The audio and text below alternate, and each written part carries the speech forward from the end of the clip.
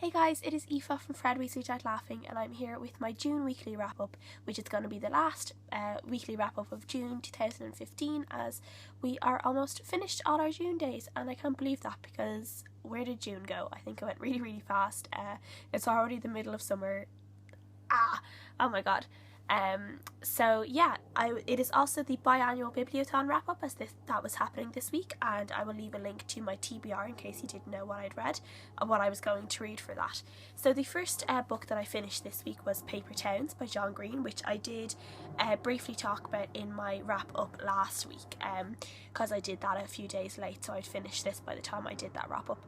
But yeah, it was the group book for the biannual Bibliothon. I really enjoyed it. I really enjoyed going back and finding out things that I'd forgotten about the book, because I read it a couple of years ago, so it had been a while since I read it. I really enjoyed it. I love the dynamic of friendships in this book, and how kind of the popular girl becomes friends with the not so popular boys, and the love interests and everything but that, and the whole adventure. I'm not a particular fan of Margot Roth-Spiegelman as much as Quentin is in this book. I find her a little bit annoying, so she didn't do it for me in this book, but everything else did. I love all the other characters, and they make up for how annoying Margot is. So yeah, I gave it 4 stars. I did enjoy it. I finished it in one sitting, so yeah, I really enjoyed it. And then I went on to my childhood book, which was The BFG by Roald Dahl. And I loved going back and reading this again. It has been absolutely years since I read it. It's really old, as you can see. I've had it for a long time. I have my name on the inside here, which with my heart dotted with an I, which you can't really see because of the light here, but I don't know if you can see it yet. There you go. So, I really enjoyed it. This is basically about a little girl called Sophie who is an orphan, and she gets taken away one night by this giant that she sees in the street, and she ends up going to Giant Land and learning about this giant called the BFG, and he's a different giant to all the other giants because he doesn't eat children, which all the other giants do. Well, they don't just eat children, they tend to eat a lot of adults as well, but they prefer children, I think. And he actually catches dreams. He's like a dream giant, and he's able to listen to, he's these big massive ears, and he can hear dreams in the air, and he's able to go and catch these dreams, and he then gives the dreams to the children, which is what he was doing when Sophie saw him. And then him and Sophie end up going on this mission to the Queen of England to try and get her to realise that giants are real, and to try and get them to stop all the other evil giants who are about to go and eat loads and loads of children. So it's a really good book, really funny. The BFG doesn't talk properly because he never really learned how to speak English properly, so he talks in a really funny way, his relationship with Sophie is lovely. It's a lovely friendship, and then it's just a really great children's book. Anything Roald Dahl writes was always amazing. So yeah, I really enjoyed this. 5 out of 5 stars. So good. And then after that I read The Queen by Kiera, which was on my Kindle, which is a novella for the Selection series. So I really actually enjoyed this. The Queen is kind of a prequel to what happened in the Selection. It's actually about Prince Maxon's mum and dad, Queen Amberley and King Clarkson, and it's about the happenings of this King Clarkson's selection. So it's about Amberley was just a normal girl from a forecast in the Selection, and it's about how she kind of got Clarkson's attention, and all this kind of stuff. And I really enjoyed it. I really liked seeing Amberley like that, because we only ever really see her from America's point of view in the Selection. So to hear things from her point of view was really nice. She's basically just as sweet and just as lovely as you would have expected her to be, because she's so lovely in the Selection. But you find other things about her health, about her family, about where she came from, her feelings towards King Clarkson, who was Prince Clarkson back then. He wasn't the king yet. And then you also find out about Clarkson, and it kind of, you find out a lot of reasons why he was the way he was in the Selection, because in the Selection we never really got a particularly good view of him, because he wasn't very nice towards America, or towards Maxon. So we find out why he might have been the way he was, and why he wasn't really a great parent towards Maxon. I found that quite interesting. He does talk about children at some point in The Queen, and it really kind of wrapped things up in my head about why he kind of disciplined Maxon the way he disciplined him. He was kind of maybe a person that wasn't meant to be a parent, didn't really want to be a parent in his heart, which is probably why he treated Max in the way he did treat him. So yeah, that was really enjoyable. I really, really liked it, and I gave it 5 out of 5 stars. And then I went on to The Woman Who Went to Bed for a Year by Sue Townsend. And this was going to be my book that was set in a different country than the one I live in. So I live in Ireland, and this was set in the UK. And I didn't realise until I actually went and I rated it myself after I finished it, that this book actually has really bad ratings on Goodreads. The premise of it sounds like it's going to be really funny, which is about, you know, a woman who kind of says enough is enough, and she just goes to bed for a year. The book is basically about a lot of selfish people. Basically every single person in this book is extremely extremely selfish, only thinks really about themselves, very self-absorbed, very self-centered. But at the same time, it was quite enjoyable. I did enjoy the first half of it rather than the second half. After the second half, things kind of dragged out a bit, and it kind of felt like, you know, nothing really was happening, and you're kind of getting fed up. I was getting fed up with Eva, who's the main character in it. I was just getting annoyed at her.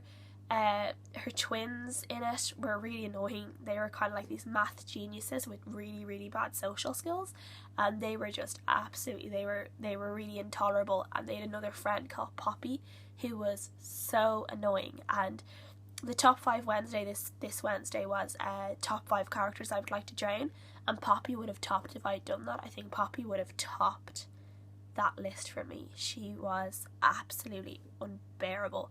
Oh, she was such an annoying character, which she is supposed to be. She's supposed to be that annoying because she just does things that, you know, I can't even explain it. She just does things that no normal person would do to another person.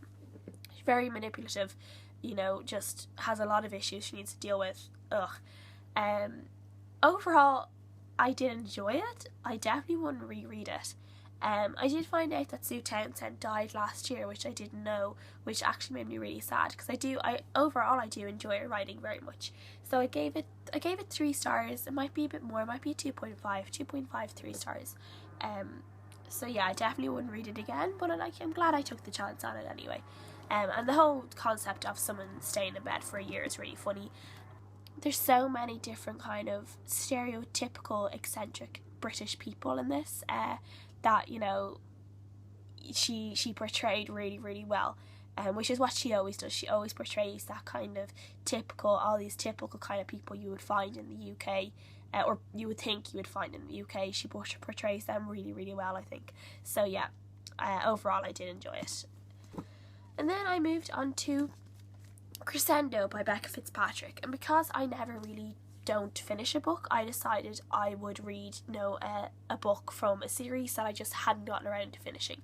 So this was the second book in the Hush Hush trilogy. There are 2 more after it, but it took me so long to actually read the second book that I was like, okay, I'm gonna finally read it. This has pretty high ratings on Goodreads, and I didn't actually really enjoy it. I thought I would, but I think it was because basically for the whole book, Nora and Patch are having a bit of a tiff, and they're not really talking, and you just kind of want them to sort it out, and you want Patch to tell Nora whatever it is that's going on, and you want Nora to be a little bit more understanding and try and take the time to let Patch tell her what's going on. And yeah, so, and then there's a lot of other kind of different things going on in the book that I don't really want to spoil anything, but normally within a book you get all these different tidbits that, you know, after a while, you know, they start by halfway through the book is normally starts to put something together in your head, and you kind of figure out what's going to happen before it happens in the book then. Where this, it didn't for me. For some reason I was so confused for the whole book, and I was like, what the hell is going on? Like, what is, you know, who is this person that she's trying to figure out? Like, who did this and who did that? And it wasn't until almost like the very end of the book that I actually was like, it's this person, and then obviously it ended up being that person. But I don't know, it fell a little bit flat for me, I think. So I gave it 3 stars. It's probably more of a 2.7 for me. I will read the rest of the series though. I do enjoy the series, the premise of it is good. Yeah, then I have moved on to All I Know Now by Carrie Fletcher, which I am more than halfway through. Yes, more than halfway through. And this is kind of a memoir / self-help kind of book, kind of advice about, you know, just growing up and different things that you experience. And yeah, so I will finish this by tonight. I know I will. It's a pretty easy read. And while I think, yes, I'm not the perfect age for this, if I had read this when I was 14, 15, I think it would have really, really helped me. I kind of passed that whole stage of, you know, trying to fit in at school, or, you know, that kind of stuff. And she kind of talks about, you know, being careful on social media about what you say. I think it is a really nice book. It is the language in it is very, very accessible. It's very easy for anyone to read, whatever the reading level might be. You know, you do kind of, the way she talks in it, you do think that you're talking to a friend, that you're having a conversation with a friend, which is really lovely. So I think I'll probably give it a 3.54 stars by the end of it. Good. So yeah, and I wanted to show you guys my cool Minion Cup that I got in the cinema yesterday. I went to see The Longest Ride in the cinema, and they were selling these in where we got our popcorn and stuff, so I got this. I just have to, look. Fits in with my Minion Teddy, which is currently, for some reason, under my bed, so I have to get him out again. And then I also got a new Zumpthum, so I got Winnie the Pooh. So he is going, there's a hair on him. Dog hair. So he is going to go and join Sven, Lady and Baymax, which you guys have probably already noticed that I have these guys. So I'm currently building up my collection, and hopefully they'll be all over. So I love them. I think they're so cute, and I just treat myself every time I go past the Disney store. I go and treat myself to one of them, because they're not very expensive. They're only €5. So yeah, I love them. So thanks you guys for watching, and I hope to see you again next time. And yeah, I hope you have a really good week. So